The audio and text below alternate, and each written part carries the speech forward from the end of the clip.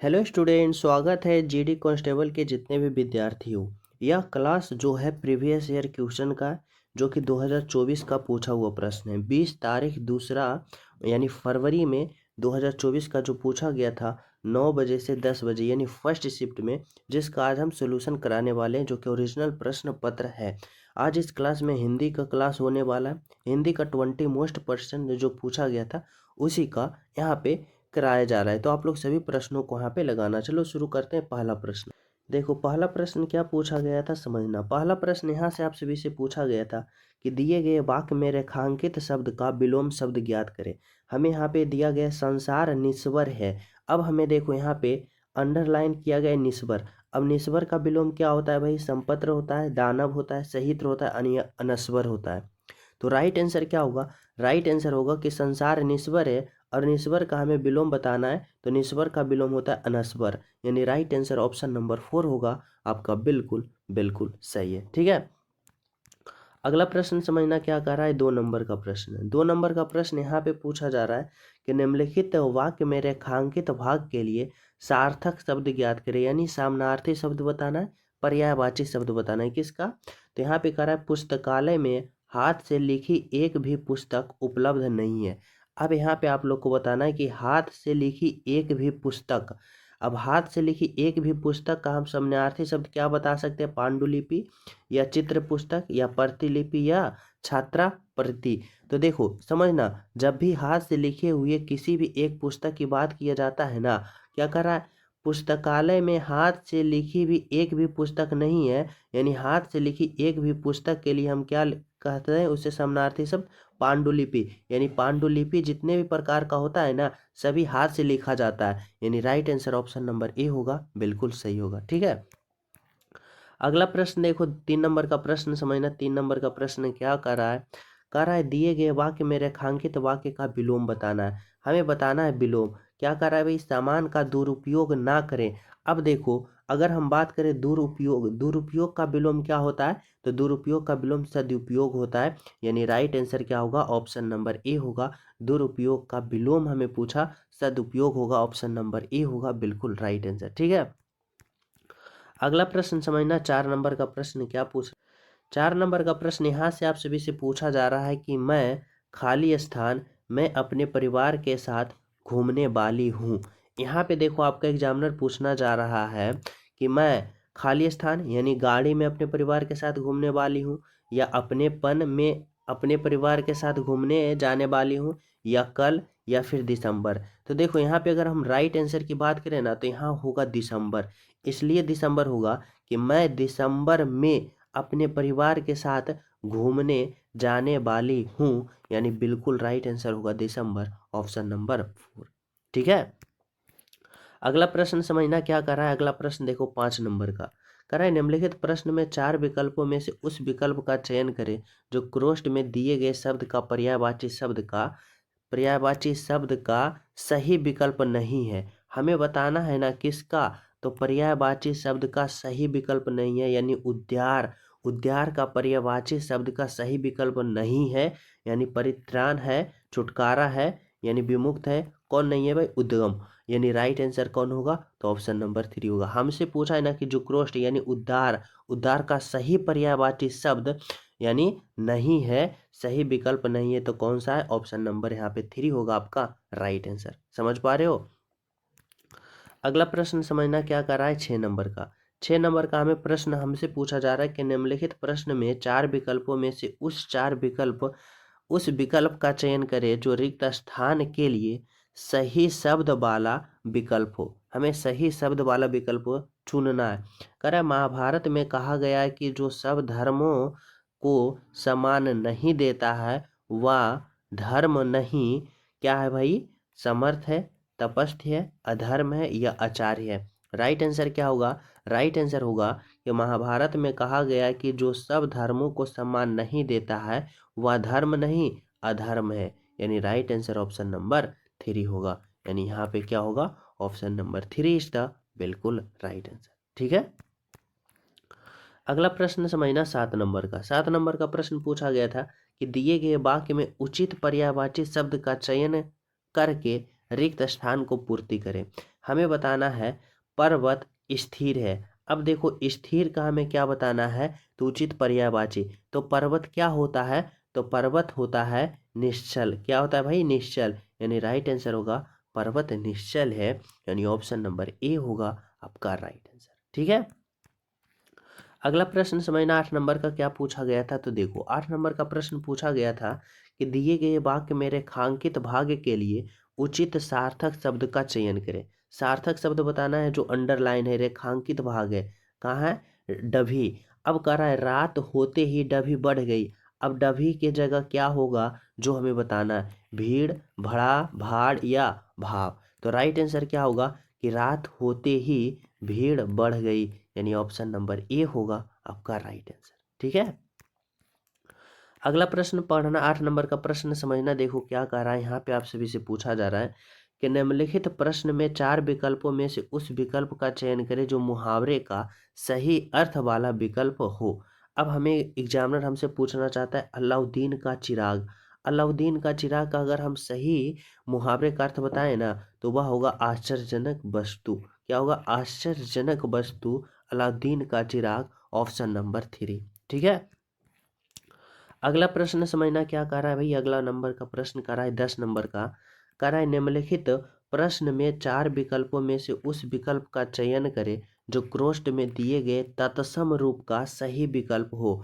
तत्सम रूप बताना है किसका भाई, तो मेरे पड़ोसी का घर बन रहा है इसलिए मैं बहुत सी ईंट मंगवाई गई है। अब हमें बताना है ईंट। ईंट का क्या बताना है भाई, तत्सम रूप। अब ईंट का तत्सम रूप क्या होता है, तो देखो अगर तत्सम पूछे ना, तो कोई भी आप लोग बोल चाल में जो भाषा उपयोग करते हो उसका संस्कृत की तरह यानी संस्कृत का रूप होना वह तत्सम होता है। जैसे ईंट, अब ईंट का अगर हम संस्कृत रूप में देखें ना, तो रेट होगा नहीं, गंडक होगा नहीं, अच्छा होगा नहीं, क्या होगा, स्टिका। स्टिका लगता है ना हम कुछ संस्कृत की तरह बोल रहे हैं, यानी राइट आंसर ऑप्शन नंबर 2 होगा। इस तरह से आप लोग शॉर्ट तरीका से तत्सम रूप समझ सकते हो। ठीक है, 11 नंबर का प्रश्न समझना क्या कर रहा है, कर रहा है दिए गए वाक्य का वह भाग ज्ञात करें जिसमें कोई त्रुटि है, कोई त्रुटि नहीं है तो नहीं चुने। कर रहा है यहाँ पे आपका एग्जामिनर पूछना चाह रहा है कि विद्यार्थी शब्द के 2 शब्द के योग से बना है विद्या प्लस अर्थी। अब बताना है कि किस भाग में त्रुटि है। अगर हम त्रुटि की बात करें ना, तो यहाँ पे होगा ऑप्शन नंबर 2। इसलिए होगा क्योंकि शब्दों को योग से बता रहा है, नहीं बल्कि शब्दों के मेल से होता है। किससे होता है भाई, तो शब्दों के मेल से। यहाँ पे योग दिया है, यही गलत है। यानी होना चाहिए कि विद्यार्थी शब्द शब्द में 2 शब्दों के मेल से बना है विद्या प्लस अर्थी, यानी योग जो है बिल्कुल गलत होगा। ठीक है, 12 नंबर का प्रश्न समझना क्या कर रहा है यहाँ पे कि निम्नलिखित प्रश्न में दिए गए 4 विकल्पों में से उस विकल्प का चयन करें जो दिए गए मुहावरे के अर्थ को सर्वश्रेष्ठ रूप से व्यक्त करता है। यानी हमें मुहावरे का अर्थ बताना है झांसा देना। अब झांसा देना मुहावरे का अर्थ क्या होता है, बिल्कुल धोखा देना, ऑप्शन नंबर 3 होगा राइट आंसर। झांसा देना यानी धोखा देना। ठीक है, नंबर का प्रश्न समझना क्या कर रहा है दिए गए वाक्यों में से शुद्ध वर्तनी वाले विकल्प का चयन करें। हमें बताना है कि इस वर्तनी में कौन सा वर्तनी जो है शुद्ध है। अगर हम ऑप्शन नंबर 1 की बात करें तो यह गलत है। इसलिए गलत होगा क्योंकि यहाँ पे कह रहा है दीपक रोशनी प्रदान करती है, यानी दीपक जो है जो हर्षई दिया गया वह दीर्घई होता है। क्या होता है भाई, दीर्घई होता है। ऑप्शन नंबर बी गलत होगा, राम की तुलना करीब से मत करो। तुलना की बात करें ना तो हर्षऊ होगा, बल्कि यहाँ पे क्या दिया गया, दुर्घऊ, यानी क्या होगा, तुलना में हर्षऊ होता है। अगर हम ये बात करें ऑप्शन नंबर 3 में, तो इसलिए गलत होगा, करा यह मशीन सब कार्य करती है, यानी मशीन में जो हर्षई दिया गया है वह क्या होगा भाई, तो दीर्घई होगा। यानी तो सबसे बढ़िया ऑप्शन यानी राइट आंसर ऑप्शन नंबर 4 है, बिल्कुल सही। Option number 4 is the right answer. औरत में बहुत शक्तियां होती है। ठीक है, option number 4 is the right answer. तो चलिए 14 नंबर का प्रश्न समझना कर है निम्नलिखित वाक्यों में से उस वाक्यांश को पहचाने जिसमें अशुद्धियां हैं, यदि कोई गलती नहीं है तो कोई त्रुटि नहीं है का चयन कीजिए।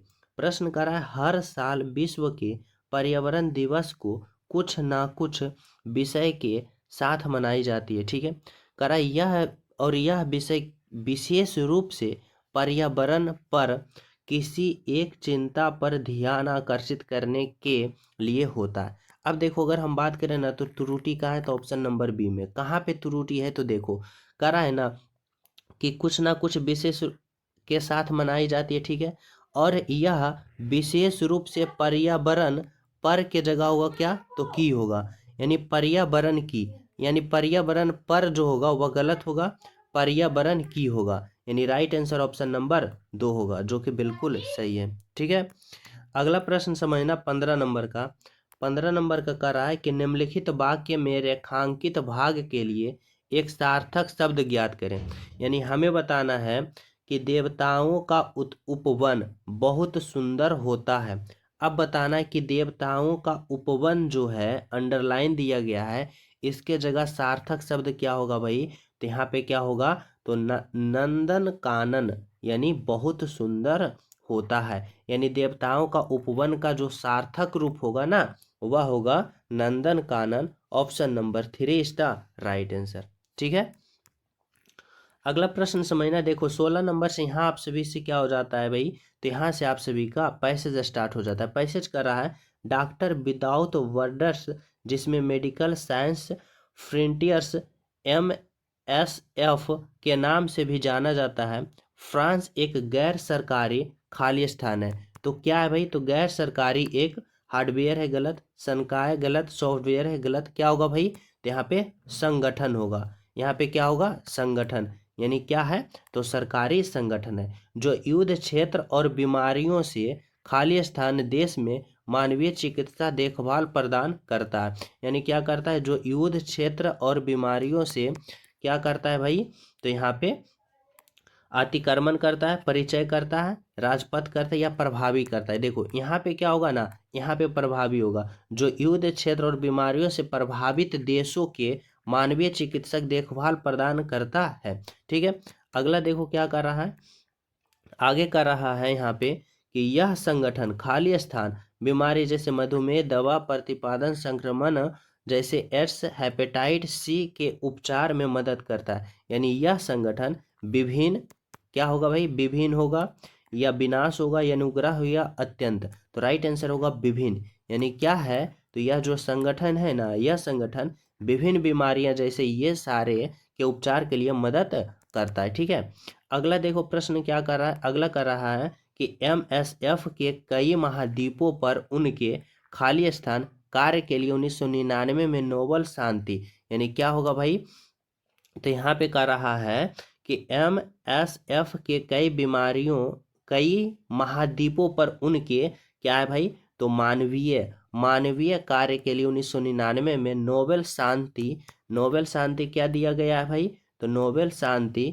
यहाँ पे पुरस्कार दिया गया, यहाँ पे पुरस्कार से सम्मानित किया गया। ठीक है, तो ये रहा आप सभी को टॉप 20 प्रश्न, जो कि 2 फरवरी 2024 का पूछा हुआ प्रश्न है। जो न्यू हो क्लास को like and share and subscribe जरूर कर लेना, ताकि मैथ, रीजनिंग, जीके और हिंदी प्रतिदिन यानी जितने भी शिफ्ट में हुआ है सारे का प्रीवियस ईयर आप सभी के पास पहुंच सके। तो सभी विद्यार्थी को मिलता है नेक्स्ट क्लास में, जब तक सभी को हमारे तरफ से जय हिंद।